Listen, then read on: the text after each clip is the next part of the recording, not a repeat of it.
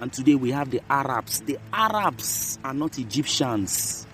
The white people you see in Egypt today are not Egyptians. They are invaders. It was their ancestors who came to Egypt around December 639 AD. 39 AD and invaded our African ancestors, our black African Egyptians. This was in December 639 AD, which propelled the Arab slave trade.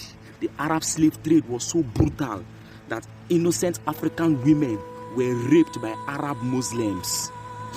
The journey across the desert was so brutal for the Africans.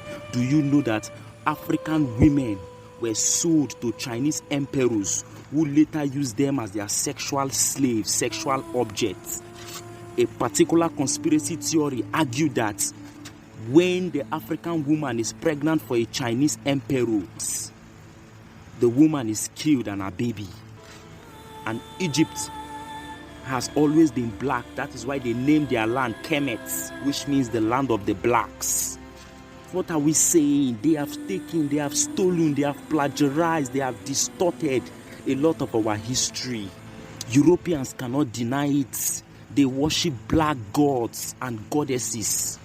There was no racism then. Even the name for God, Amen, was copied from Amen-Ra, an Egyptian god of the sun. According to Homer, the first European to write a book in 833 BCE, he said that the Greeks copied the worship of Zeus from the Ethiopians. The Jews in 1700 BCE worshipped an Egyptian goddess called Goddess Hathor or Het Heru. They called her the golden calf in their Old Testament Torah, while the Greeks worshipped her as Aphrodite. If you want black people to believe you, tell them that everything that I'm saying was said by a white man. This is how black people are mentally conditioned to hate and demonize their African ancestors. They prefer a picture with a white person than a picture with their grandparents in the village. Africans are the only people who don't look like their God, because the God in their imagination is a white-skinned being presented to them by their slave masters. It is only people who don't know their history, as I said, that will always name their roads and streets after their colonizers. Only mentally colonized and enslaved Africans mock their fellow Africans for speaking incorrect English. But they forget that the Europeans cannot speak their local language. I tell you, my people, the colonizers gave you a language which you glorify to the point of declaring anyone who cannot speak it as uneducated.